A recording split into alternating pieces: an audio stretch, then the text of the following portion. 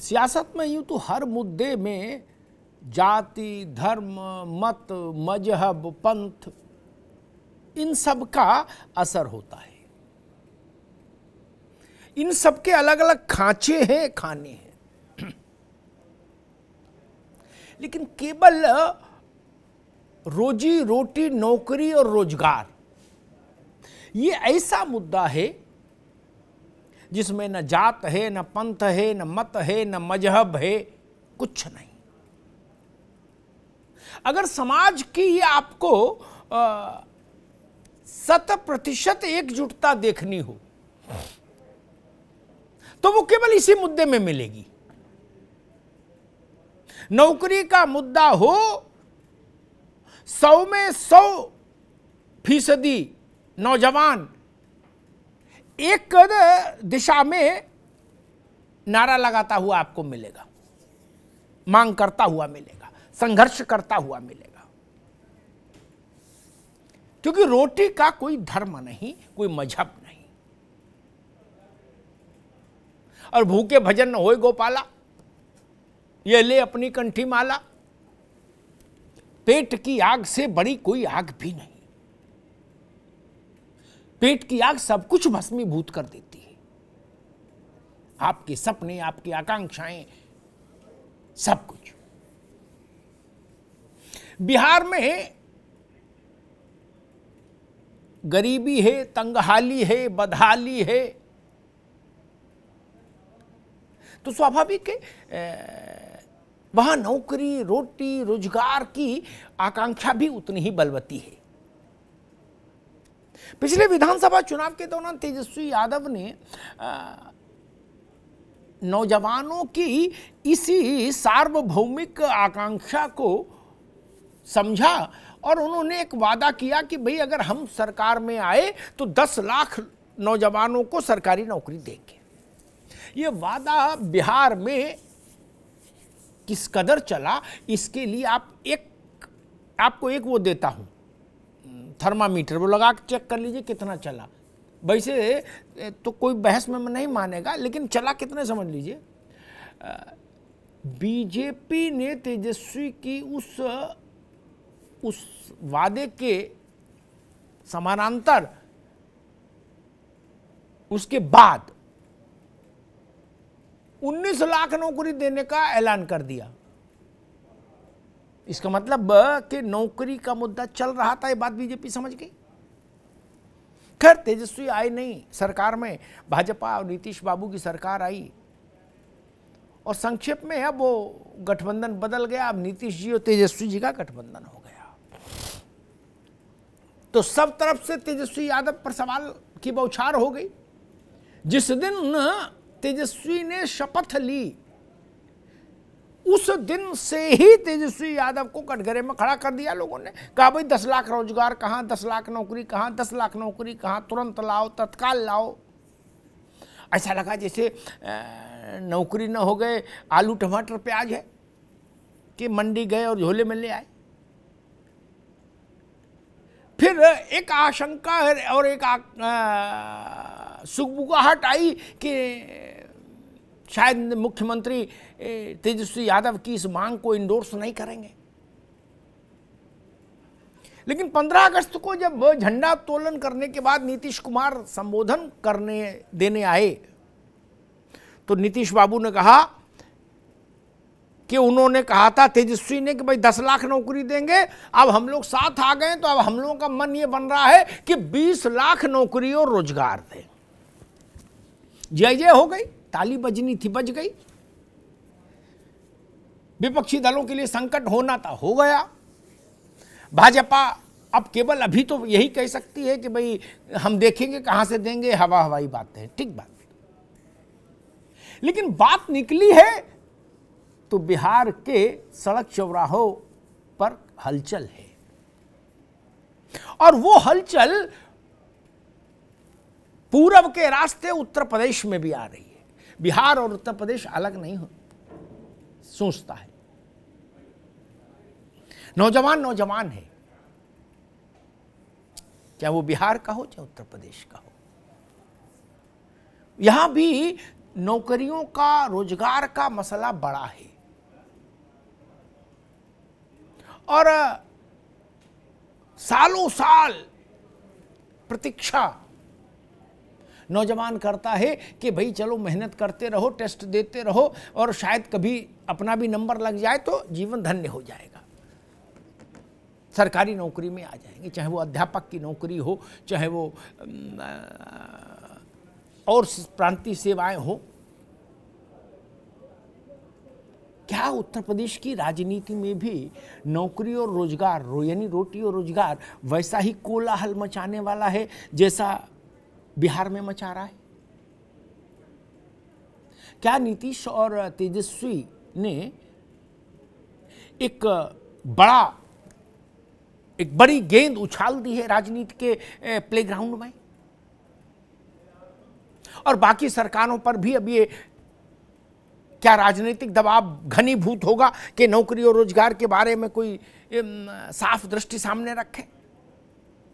आज इसी पर चर्चा करेंगे, और खासतौर पर बिहार और उत्तर प्रदेश, इन दो देश के दो बड़े राज्यों को सामने रखकर, क्योंकि पूरे हिंदी भाषी भारत की आत्मा यहीं बसती है, उत्तर प्रदेश और बिहार। और संसद का चेहरा भी, लोकसभा का चेहरा भी यहीं से तय होता है। इन दोनों राज्यों को मिला दीजिए तो 80 और 40, 120 सीट लोकसभा। जो सवाल तेजस्वी यादव का पीछा करता जब तक ये सरकार चलती, अब कम से कम ये हो गया, अब वो सवाल तेजस्वी के पीछा करने की बजाय नीतीश कुमार जी का पीछा करेगा। तेजस्वी यादव का पीछा 10 लाख वाली संख्या करती, नीतीश जी का पीछा 20 लाख नौकरी और रोजगार वाला प्रश्न उनका पीछा करेगा, जब तक वो इस सरकार के मुखिया हैं। बड़ी लकीर खींच दी नीतीश बाबू ने। तेजस्वी जी ने कहा था 10 लाख, उनने कहा 10 नहीं 20। सरल भाषा में कहें तो 10 तेजस्वी के 10 हमारी तरफ से, मान लो, इस टाइप का, ठीक। लेकिन बिहार को जो लोग जानते हैं वो ये भी मानते हैं कि बिहार में 20 लाख या इवन 10 लाख नौकरी भी संभव नहीं दे पाना कतई। अब तक जितनी नौकरियां कुल दे पाए होंगी कोई सरकारें सब मिला के, उतनी 1 साल में 2 साल में कहां से दे देंगे? एक ये प्रश्न उठ रहा है, भाई आप लोग बिहार में हल्ला बोल क्यों कर रहे हो? जब मुख्यमंत्री जी ने कह दिया कि 10 लाख मांग रहे थे 20 देंगे, आप कह रहे थे कि एक आइसक्रीम दिला दो, उनने कहा दो खाओ, फिर तो जे फिर क्या दिक्कत है? आपको नहीं लगता कि बिहार में थोड़ा बयाना बड़ा ले लिया? 20 लाख, अब आपने 20 लाख का वहां नगाड़ा बजा दिया तो यूपी वाले करे साइज देखते हुए हमको 40, क्योंकि बिहार और यूपी की जनसंख्या में अंतर है। मैं सुन रहा था केजरीवाल जी ने कहा कि भाई नौकरी कहाँ, पढ़े लिखे नौजवानों की संख्या बढ़ रही है, नौकरी सबको कहाँ से मिल सकती है, दिक्कत होती है। तो हमने 11वें 12वें से ही बच्चे को व्यापार करने की ओर प्रेरित कर दिया, 2-2 हज़ार रुपये सबको दे दिए। 2,000 रुपये से बात बन जाएगी। 2,000 रुपया कह रहे हैं कि सबको दे रहे हैं और उद्योग एंटरप्रेन्योर बना रहे हैं, झंझटी खत्म करो धरना प्रदर्शन का। सारा खेल वही है। 2,000, कोई कह रहा 2,000 ले लो, कोई कह रहा 3,000 ले लो, कोई कह रहा 5,000 ले लो। जीवन जीने का रास्ता दिखाने को कोई तैयार नहीं। कह रहा हाँ पैसा ले लो हमसे और वोट दो, हमें राजा बनाओ, तुम भी मौज लो हम भी मौज ले, ये नहीं चलेगा। पहले तो ये कि आपने केजरीवाल जी से ये क्यों नहीं, कभी विचार भाजपा के हृदय में क्यों नहीं आया कि अगर 2,000 रुपया देने से जान छूट रही है तो इससे अच्छा क्या? एक ये जगह जगह आंदोलन हो रहे हैं, ये सबकी लिस्ट मंगाओ, सबको 2-2 हज़ार रुपया दो, कहो भाई आप लोग इससे उद्योग की पद्धति सीखो, एंटरप्रेन्योरशिप, उद्यमशीलता। खैर, दूसरा मसला, बिहार में हम निगेटिव ही मानकर क्यों चलें? अगर जैसे अभी प्रोफेसर के त्रिपाठी जो बात कह रहे थे, कोई नहीं मानता था कि नशाबंदी भी कोई सोच सकता है, क्योंकि नशाबंदी, शराब और खनन, यही दो तो किसी भी राज्य का खर्चा चलाते हैं। अगर नीतीश कुमार ने वो फैसला किया और उस पर टिके तमाम विरोधों के बावजूद, तो अगर हम मान लें कि नौकरी 20 लाख रोजगार नौकरी ना सही 10 लाख सही, जो भी एक बड़े संख्या में मात्रा में अगर दे पाए, तो सामाजिक समीकरण तो छोड़ दीजिए, तब तो बिहार का नौजवान ही इस गठबंधन के पीछे खड़ा दिखेगा, आपके लिए मुश्किल पैदा हो जाएगी। मेरे जैसे आदमी के लिए बाकी सब लोग अपना अपना गाल बजाओ, और जो गाल ना बजा पाए वो ढोलक रखो, ढोलक बजाओ।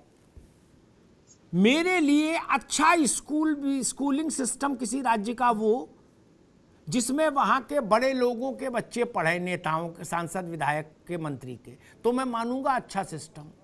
अस्पताल में मंत्री संतरी इलाज कराएं तो मैं मानूंगा अस्पताल अच्छा। मैं दिल्ली जैसे छोटे राज्य के एक मेडिकल रिएम्बर्समेंट बिल देख रहा था एक मंत्री का, उसमें एक भी मतलब दिल्ली के जितने जो 5 तारा अस्पताल है उन्हीं का नाम लिखा है, कहीं 5 लाख रिएम्बर्स, कहीं 2 लाख, कहीं 4 लाख, कहीं 6 लाख। तो ये जो सरकारी अस्पताल बनाए, ये क्या कैडेट क्लास के लिए बना दिए कि हाँ अमिताभ अग्निहोत्री इलाज कराएंगे और आप लोग कराओगे उनमें 5 तारा में?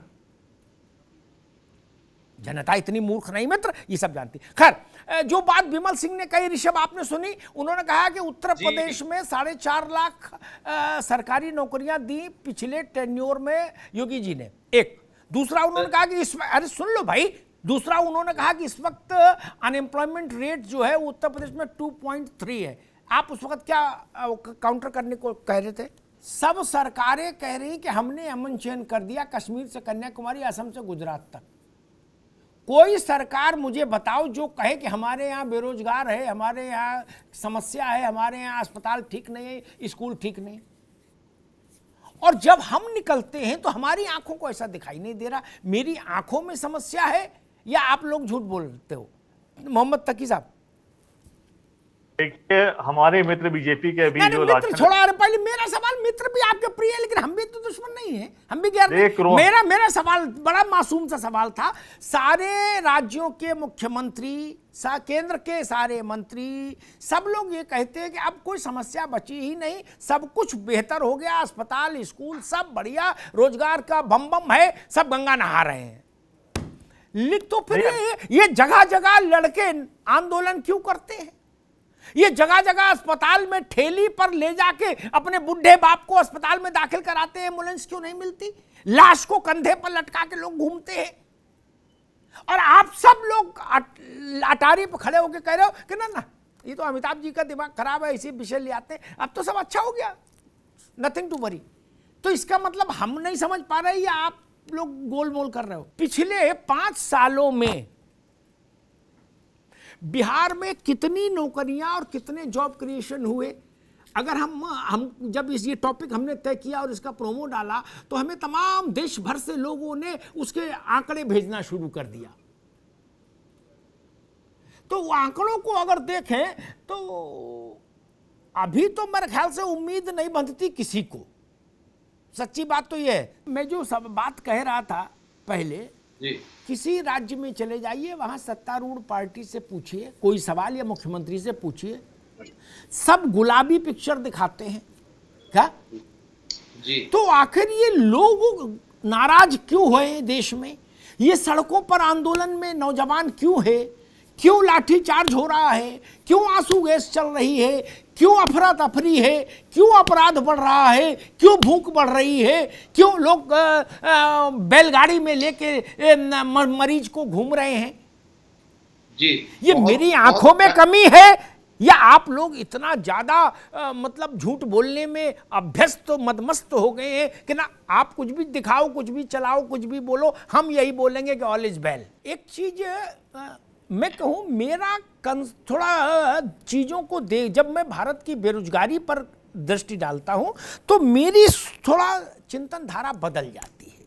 आईआईटी, आईआईएम, आईएएस, आईपीएस के पदों में कटौती, कुछ पद खाली पड़े, उससे भारत के पढ़े लिखे नौजवान की बेरोजगारी की समस्या में राई भर फर्क नहीं पड़ता। मान लो सब पद भी भर दें हम, ठीक, मान लीजिए पूरे भारत में 10 करोड़ आदमी है, हमने सारे पद भर दिए जितने, अरे रुको भाई, जितने केबी त्रिपाठी से लिस्ट लेके क्या 5 लाख आदमी खत्म, फिर बाकी ये आंगनबाड़ी से भरा जाएगा, ये फार्मासिस्ट से भरा जाएगा, ये बेसिक शिक्षा के स्कूलों से भरा जाएगा, तब जाके भारत के नौजवान को काम दिखेगा, मिलेगा। आप समझिए इस बात को। मान लीजिए आईआईएम में हमने सारे प्रोफेसर भर दिए, देश में जितने आईआईएम है उनसे मंगाया और 3 दिन में भर दिए। कितने लोग खपे? 300, 400, 500, खत्म। ननकू और रज्जाक के बच्चे को क्या हासिल? वो तो कह रहा है कि हम शिक्षा मित्र हैं, हमको 10,000 की जगह 25,000 तो दो। वो 1,72,000 है। उतने तो बच्चे नहीं पढ़ते आईआईएम में टोटल भारत में, जितने बार मास्टर हैं शिक्षा मित्र। इस व्यापक परिप्रेक्ष्य को समझना होगा। ये भारत है। जब हम लोग ये कहते हैं कि हमने एक ट्रेन चला दी, उसकी स्पीड 300 किलोमीटर पर आवर है, मैं कहता हूं इसका स्वागत, लेकिन मेरा मन इससे नहीं भरेगा। मैं चाहूंगा कि पैसेंजर में जो लकड़ी की का बेंच है उसमें फोम लग जाए, वो समय पर चले, उसमें पेंट्री खुल जाए, डिब्बे बढ़ जाए, शौचालय में पानी हो, सुरक्षा हो। ये भारत है, इसको गांधी की शैली में चलाइए। आईआईटी आईआईएम सिरमाथे, लेकिन केवल उन्हीं से काम नहीं चलेगा। एम्स में सारे डॉक्टरों के पद खाली, मान लीजिए एक थ्योरी आती है, पूछे अभी लिस्ट निकलना कितने, बोले 800 डॉक्टर और भर्ती हो जाए तो पूरा, चलो 800 भर्ती कर दिए। भारत के, सुनिएगा सब लोग, प्रोफेसर साहब आप भी, भारत के 6,40,000 गांव, फिर सुनिए 6,40,000 गांव, वहां प्राइमरी हेल्थ सेंटर है। मेरी चिंता है वहां एक डॉक्टर और एक पैरामेडिकल स्टाफ कैसे हो। आपकी चिंता है मेरे एम्स में। अरे कौन जीता है तेरे जुल्फ के सर होने तक, खाक हो जाएंगे हम तुझको खबर होने तक। कौन आ रहा है एम्स में इलाज करा पाने? भाई आज टांग टूटे तो 2026 की डेट मिलेगी ऑपरेशन की? नहीं। गांव प्राइमरी हेल्थ सेंटर में अपॉइंटमेंट होना चाहिए। मैं ऐसी व्यवस्था चाहता हूं। खैर, मोहम्मद तकी साहब, एक मैंने देखा, मैं तो प्रैक्टिकल बात करूंगा, थ्योरी में मुझे कभी यकीन ही नहीं रहा। आज मैंने एक देखा ट्वीट भगवंत मान साहब का। भगवंत मान जी ने कहा कि भाई 25 और खुल गए मोहल्ला क्लिनिक, पंजाब का नक्शा बदल गया। ठीक, 75 गलती हो गई है मालिक, 75 80 मान 5 और दे दिए, कल तक खुल जाएंगे। चलो 5, मैं क्या फर्क पड़ रहा है, 100 मान लो। मैं सवाल दूसरा पूछ रहा हूं, आप 500 भी बता दोगे तो भी मैं प्रतिरोध नहीं करूंगा।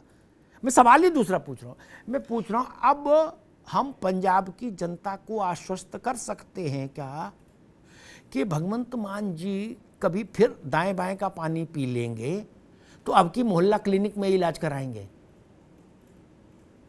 क्योंकि मोहल्ला क्लिनिक विश्व स्तरीय बन चुकी हैं। जब अन्ना हजारे दिल्ली में बैठे थे रामलीला में, और संजय सिंह, मनीष सिसोदिया, गोपाल राय, अरविंद केजरीवाल तब उद्भूत हुए थे उस मंच पर। ठीक, तब कुमार भी थे वहां। सुन लो, अरे भाई हमने आपको नहीं देखा मंच पे इसलिए कह दिया, गलती हो गई। हो सकता आप अन्ना हजारे से भी ऊपर बैठे हो यार, रुक तो जाओ 1 मिनट, क्या को हल्ला मचा रहे हो, रुको। ठीक, तब कहा गया था जी हम कल्चर बदलने आए हैं। अच्छा जी, क्या नया कल्चर लाओगे? हम कहते हैं कि जो आम सड़क पे झाड़ू लगाने वाला है और जो मुख्यमंत्री वो बराबर है, हम वो कल्चर लाना चाहते हैं।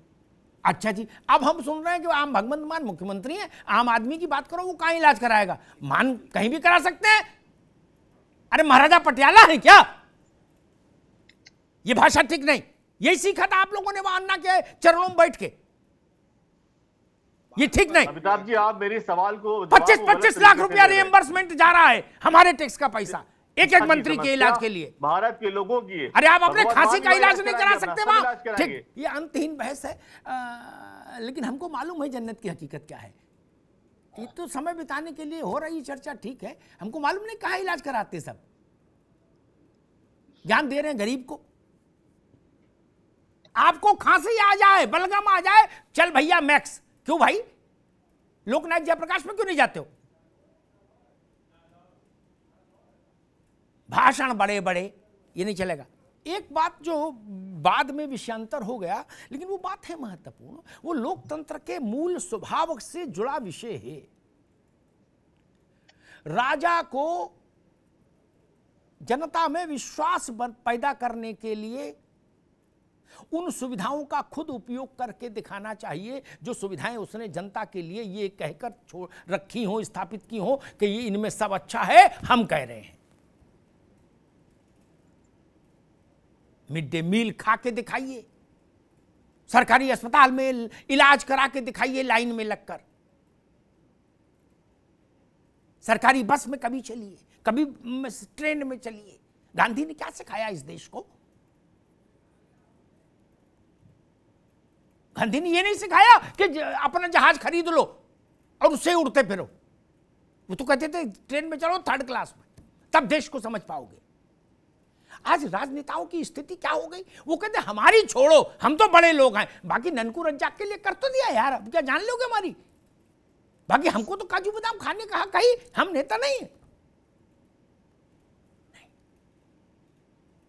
नौजवान डंडा खाए, आप काजू बादाम खाओ, ये क्योंकि आप नेता हैं। अरे भाई पैसा तो हमारा ही लग रहा है ना मित्र, यही टैक्स का पैसा। सरकार का कोई अलग खाता है क्या? सरकार कहीं अलग से पैसा क्रिएट करती है क्या? किसी की सरकार हो, ये इसलिए तर्क ठीक नहीं। मुझे एक दृष्टांत याद आता है, प्रोफेसर साहब अटल बिहारी वाजपेयी को घुटने बदलवाने थे, वो भारत के प्रधानमंत्री थे उस वक्त। उनको सलाह दी गई कि अमेरिका चले जाइए, वहां घुटने बदलवाने की कुछ तकनीक ज्यादा उन्नत है। अटल बिहारी वाजपेयी ने कहा कि नहीं, मैं यहीं बदलवाऊंगा, यहीं जो अच्छा आदमी हो और डॉक्टर हो वही ढूंढ लो भाई, क्या? लेकिन हिंदुस्तान में बदलवाऊंगा। बोले अगर मैं घुटने बदलवाने भी अमेरिका जाऊं तो मैं किस मुंह से जनता से अपेक्षा करूं कि आप अपने कैंसर का और ब्रेन का इलाज यहीं करा लो? ये नजीर खड़ी करनी पड़ती है। अमिताभ जी, ठीक है, अभी अभी आप समय नहीं, आप सिर्फ मैंने एक उदाहरण दिया। केशव प्रसाद मौर्य के ब्रेन का ऑपरेशन हुआ था, छोटा ऑपरेशन नहीं था, जटिल ऑपरेशन था, एम्स में हुआ था, जहां ननकू का भी बगल में भर्ती था और दाएं ननकू बाएं रज्जाक, बीच में केशव मौर्य। ये तो करना होगा ना, ये लोकतंत्र इसीलिए आया है, नहीं तो राजतंत्र क्या बुरा था? कहीं तो मर्यादा रखो। दूसरी बात में आप जो मूल विषय है उस पर मैं आप दो बातें कहूंगा। मुझे पता नहीं बिहार की सरकार कर पाएगी कि नहीं कर पाएगी,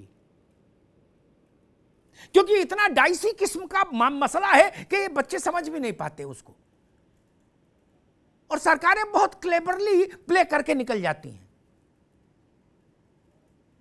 ये आंदोलन ही करते रह जाते हैं।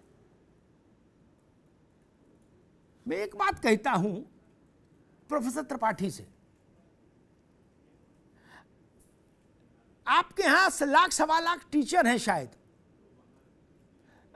जिनको उनके नाम के आगे जो आपने लगा रखा है डेजिग्नेशन के आगे, वो हटा दीजिए, केवल मास्टर टीचर कर दीजिए। ये तो सिंगल कलम से हो जाएगा, इसके लिए तो परीक्षा कराने की जरूरत नहीं। यहीं से सबूत दीजिए, अपनी इच्छा शक्ति का सबूत यहां से दीजिए।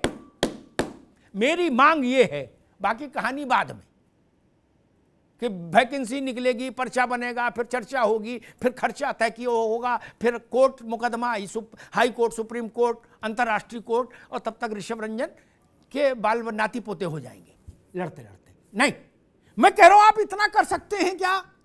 इतना करिए, मैं मान लूंगा कि आपका मामला ठीक है। नौजवानों को भी यही कहना चाहिए था कि बाकी बात बाद में, पहले यही कर दो। क्या ये बात हमको पता नहीं? वहां एसएससी का इम्तिहान 8 साल लटका रहा, मास्टर अध्यापकों की भर्ती 4 साल। बिहार, क्या गलत बोल रहा हूं? यही लोग थे शासन में, अब वो इधर बैठेंगे उधर बैठे, कोई करो। मुझे पीड़ा होती है, बुढ़ा गई हमारी तरुणाई इसी लड़ाई में। कभी आप लोग सोचते नहीं कि ये जो ऋषभ जैसे बच्चे हैं ये हमारे बच्चे हैं? इनकी उम्र आंदोलन करने की थी या काम करने की थी, देश में कुछ काम करते। अपने बेटा की नौकरी नहीं लगे तो मन छटपटाता है। ये भी किसी के बच्चे हैं। और वही बात मैं उत्तर प्रदेश में कहूंगा, शिक्षा प्राइमरी में मैं देख रहा हूं, विमल सिंह जी इस बात को नोट करिए, अधिकारी क्या कह रहे हैं मैं उस बहस में नहीं पड़ता। अधिकारी बहुत गलत सलत आंकड़े बना के दे देते हैं। और आंकड़े वो चीज है कि चाहे उनमें काला देख लो, चाहे सफेद, चाहे गुलाबी, चाहे नीला, चाहे पीला, आंकड़ों का कोई रंग नहीं होता, चाहे जो रंग भर दो उसमें। मैं एक लिटमस टेस्ट की बात करता हूं।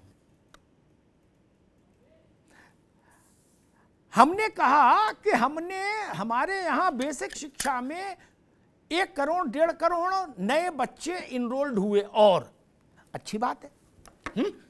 स्कूल चलो अभियान की सफलता है। हमने अध्यापक कोई भर्ती नहीं किया, तो फिर उन बच्चों को पढ़ाएगा कौन, पढ़ा कौन रहा है? ये सवाल होगा ना, व्यवहारिक है। उसका एक अनुपात है। फिर रिटायर भी होते हैं टीचर। 4 साल से प्राथमिक बेसिक स्कूल्स में, बेसिक शिक्षा परिषद के स्कूल्स में 4 साल से भर्ती नहीं आई। ये बात किसी के गले उतरेगी? और क्यों नहीं आई? 21 लाख लोग, सुनिए संख्या, 21 लाख लोगों ने सहायक अध्यापक होने की पात्रता की जो परीक्षा है वो पास करके बैठे हुए 21 लाख लोग।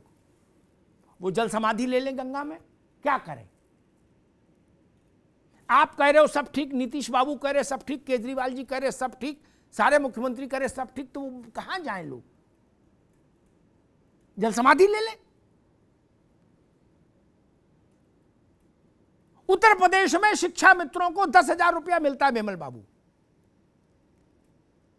11 महीने का, 12 महीने काम और 11 महीने का पेमेंट। 10,000 रुपए में कोई अपना परिवार पाल सकता है क्या? न्यूनतम मजदूरी का जो मानक है ये उसके भी उल्लंघन है कि नहीं है?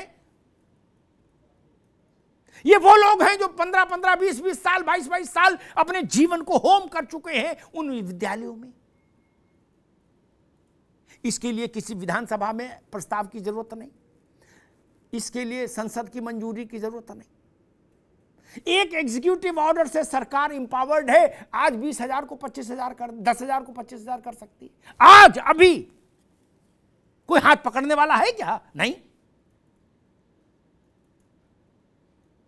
हम क्यों नहीं सोचते?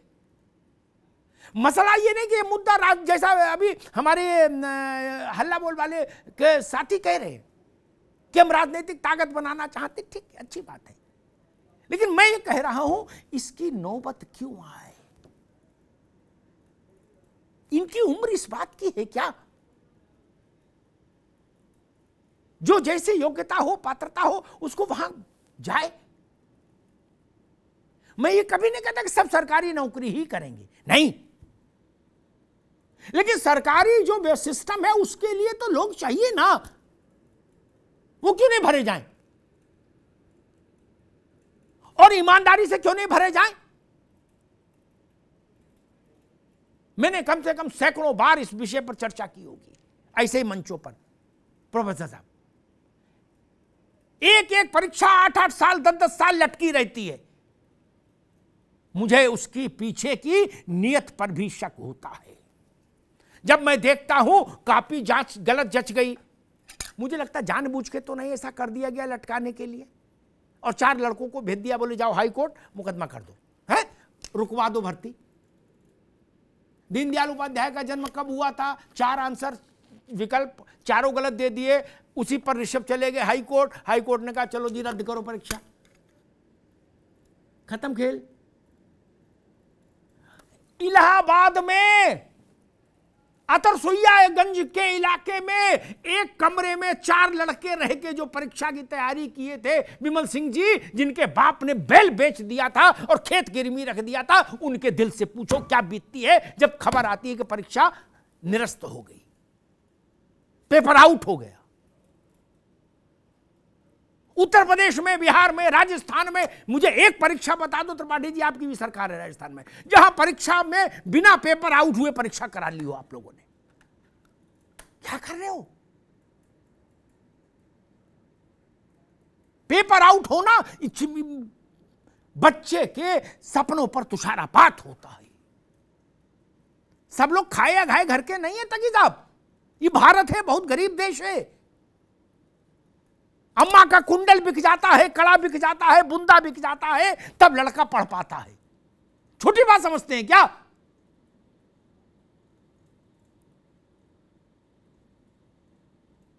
बहन की शादी नहीं होती है, अम्मा अपनी आंख का ऑपरेशन नहीं कराती है कि लड़के को इलाहाबाद में पैसा भेजना है, पटना में पैसा भेजना है। 8 साल 10 साल परीक्षा लटकी रहे, वो कुछ उसका कोई लॉजिक हो सकता है क्या? मैं एक बात जानता हूं, चुनाव हम, विमल जी, आपकी पार्टी ने सब जगह एक देश एक कानून की वकालत की है, अच्छी बात है। मैं एक अनुरोध और करता हूं, जैसे चुनाव में ये व्यवस्था है कि विधानसभा या लोकसभा में कोई पद 6 महीने से ज्यादा खाली नहीं रह सकता, वैसे ही सरकारी आप विभागों में लागू कर दीजिए, कोई पद 6 महीने से ज्यादा खाली नहीं रहेगा, कोई तदर्थ भर्ती नहीं होगी, फुल फ्लेजेड भर्ती 6 महीने के अंदर हो जाए, रिप्लेसमेंट आ जाए। एक दूसरा, जैसे चुनाव की प्रक्रिया एक बार आरंभ हो जाने के बाद परिणाम की घोषणा तक कोई अदालती हस्तक्षेप नहीं होता, ऐसी व्यवस्था लागू कराइए परीक्षाओं के लिए। परीक्षा का एक बार आवेदन निकले तो नियुक्ति पत्र तक परीक्षा संपन्न हो, वरना गाजर लटकाने वाला काम नहीं चाहिए भाई, नहीं, ये छल होता है। और मैं तो कहूंगा, एक कड़ा शब्द इस्तेमाल करूंगा, नौजवान के साथ छल और गौ हत्या ये बराबर के पाप हैं, इनसे बचिए।